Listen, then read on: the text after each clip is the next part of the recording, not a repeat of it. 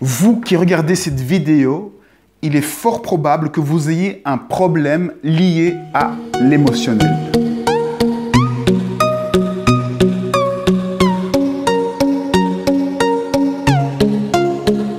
Comment se fait-il que tout le monde a des problèmes liés à l'émotionnel? J'ai fait un sondage sur un forum parce que j'avais l'intuition que l'émotionnel avait beaucoup d'importance. Et qu'est-ce que j'ai remarqué dans ce sondage? C'est que 80%, 90% des gens ont un problème qui est d'ordre émotionnel ou lié à l'émotionnel. Soit c'est le mental qui a du problème à gérer l'émotionnel, soit c'est des situations liées à l'émotionnel. Qu'est-ce que c'est l'émotionnel? En définitive, ce que j'ai compris, c'est que l'émotionnel, c'est un petit peu notre karma, c'est notre passé. Et notre passé, c'est quoi? C'est finalement nous. C'est forcément nous, parce que sans passé, nous n'aurions pas d'identité. L'émotionnel, c'est le résultat de tout ce qu'on a accumulé dans notre passé. Que ce soit le passé à court terme, à long terme, toute notre vie, ou peut-être même dans les vies antérieures. Pour ceux qui croient aux vies antérieures. On a donc des émotions qui sont finalement nous en version énergétique. C'est notre version énergétique qui est là, qui s'exprime, et cet émotionnel, c'est ce qu'on appelle l'enfant intérieur, c'est-à-dire ce que l'on a fondamentalement envie d'exprimer et qui est souvent retenu, contenu par le mental. Le mental, c'est quelque chose de fort, c'est quelque chose qui peut mettre un frein aux émotions, c'est quelque part l'ego, c'est toute la construction qu'on a mis autour de cet enfant intérieur, autour de ses émotions, pour pouvoir vivre dans cette société, vivre avec les autres, avec l'extérieur. On a mis une chape de plomb, on a mis des croyances, on a mis des couches de protection parce que cela fait peur d'exprimer ses émotions. Vos plus grandes peurs sont toujours d'ordre émotionnel. On a peur de révéler qui l'on est fondamentalement, ce qu'on a envie de faire. On a peur que ça se voit, que ce soit mis au grand jour. Le but de la vie, c'est de vivre tout ça, de régler notre karma. Si ces émotions sont là et sont bloquées, c'est parce qu'elles sont à vivre. C'est une force de vie qui a envie de s'exprimer. Et lorsque cette force de vie est contenue, eh bien, elle a de plus en plus envie de s'exprimer. Et vous pouvez voir que toutes les situations de la vie vont vous pousser peu à peu à exprimer vos émotions. Quoi que vous fassiez, vous allez avoir comme un chaudron qui a envie de s'exprimer et qui, malgré tous vos évitements, les évitements du mental, vous allez essayer de fuir ces émotions, elles vont chaque fois revenir et de plus en plus fort parce que nous sommes là pour ça, pour vivre nos émotions, pour vivre qui l'on est. Vivre qui l'on est, c'est ça, c'est vivre ses émotions. Alors comment faire maintenant pour évacuer ces émotions qui veulent sortir, qui veulent s'exprimer? Comment faire pour pouvoir exprimer ces émotions? Il y a 4 façons d'exprimer ces émotions. Il y en a 2 qui sont intérieures et 2 qui sont extérieures. Les 2 façons intérieur d'exprimer ses émotions, c'est tout d'abord de les ressentir. Ça, c'est ce qu'on appelle la pleine conscience, c'est ressentir à l'intérieur du corps ce que l'on ressent.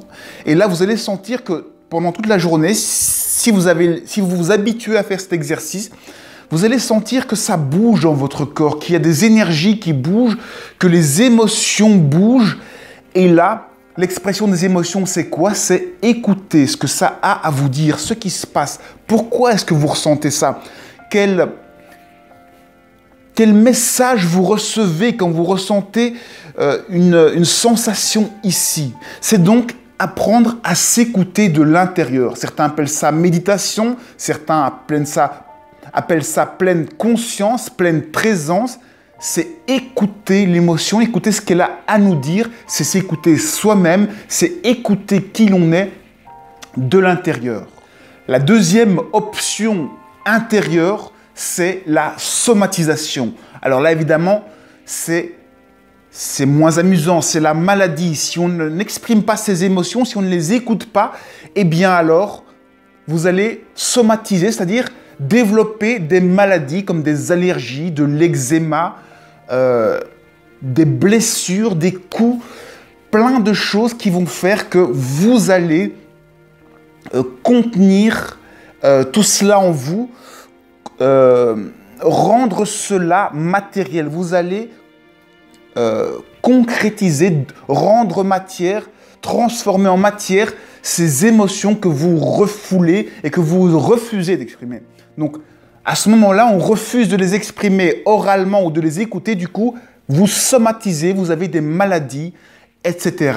C'est une façon pour les émotions de ressortir et de s'exprimer. Là, on a vu les deux moyens intérieurs d'exprimer les émotions. On va voir maintenant les deux moyens extérieurs. Alors, le moyen extérieur le plus connu, évidemment, c'est simplement de parler, de dire les choses avec votre mental. Au moment où vous ressentez quelque chose, eh bien, vous le dites oralement, vous l'exprimez. Ça, c'est la façon la plus logique, je vais dire, la plus connue en tout cas, c'est que le mental va traduire ce qu'il ressent et va mettre des mots simplement sur ce qu'il ressent. Ça, c'est le premier moyen extérieur d'exprimer ses émotions, le plus connu. Ensuite, il y a le deuxième moyen extérieur d'exprimer ses émotions, c'est de transcender ses émotions.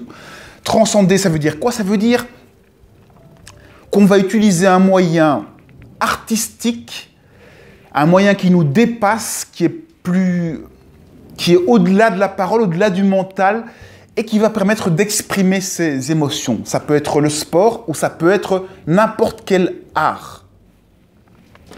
Le fait d'exprimer les choses au travers de l'art ou du sport, eh bien, ça va aussi permettre de faire ressortir les émotions et d'exprimer les émotions. On a donc 4 moyens de faire ressortir, d'évacuer ce trop-plein émotionnel, ces émotions qui n'ont de cesse que de gonfler, de grandir. C'est comme un feu, un bouillon qui gonfle, et si vous ne le sortez pas, eh bien, la nature va trouver un moyen quelconque de les faire sortir. Donc, l'idéal, ce serait de pouvoir choisir comment vous faites sortir ces émotions. Une émotion qui n'est pas exprimée, elle rentre dans votre corps et essentiellement, elle va rentrer dans vos muscles. Les émotions rentrent dans vos muscles et vont commencer à figer vos muscles, à créer des douleurs musculaires parce que peu à peu, vos muscles vont se remplir de ces émotions. Pourquoi je vous dis ça? Parce que je remarque qu'en faisant une introspection, en regardant son corps de l'intérieur, eh bien, on remarque que peu à peu, les muscles se dégagent. On sent comme de l'air qui quitte les muscles et qui se dégage. Et vous pouvez même avoir des rots ou des choses qui sortent de votre corps parce que c'est des émotions qui se dégagent mais par l'introspection. C'est pour ça que si vous voyez des youtubeurs parfois, ou des gens, ou parfois même moi, vous sentez que parfois il y a de l'air qui veut sortir de mon corps, c'est parce qu'il y a des émotions qui se dégagent et qui sortent de mon corps. Ça, c'est lorsqu'on fait de la pleine conscience ou de l'introspection, eh bien alors, on sent véritablement l'énergie dans les muscles qui passe et qui dégage, qui retire des muscles l'émotionnel qui est coincé. C'est vraiment comme un feu. L'émotion est comme nettoyée par un feu intérieur qui dégage le corps et qui permet de se sentir vraiment beaucoup mieux. Bref, les émotions, c'est quelque chose qui occupe une place énorme. C'est vraiment la pièce centrale de l'être. C'est l'enfant intérieur qui a envie de s'exprimer. Et c'est sur ça que reposent tous vos problèmes et la majorité de vos soucis. Arriver à écouter, à exprimer, à transcender, ou dans le cas négatif, à avoir des maladies. Là, j'ai pas envie je vous souhaite pas du tout cela. C'est vraiment la clé pour se sentir mieux dans la vie, pour arriver à être bien, à trouver son bien-être. C'est arriver à libérer cet enfant intérieur, ce feu intérieur qui a envie de s'exprimer.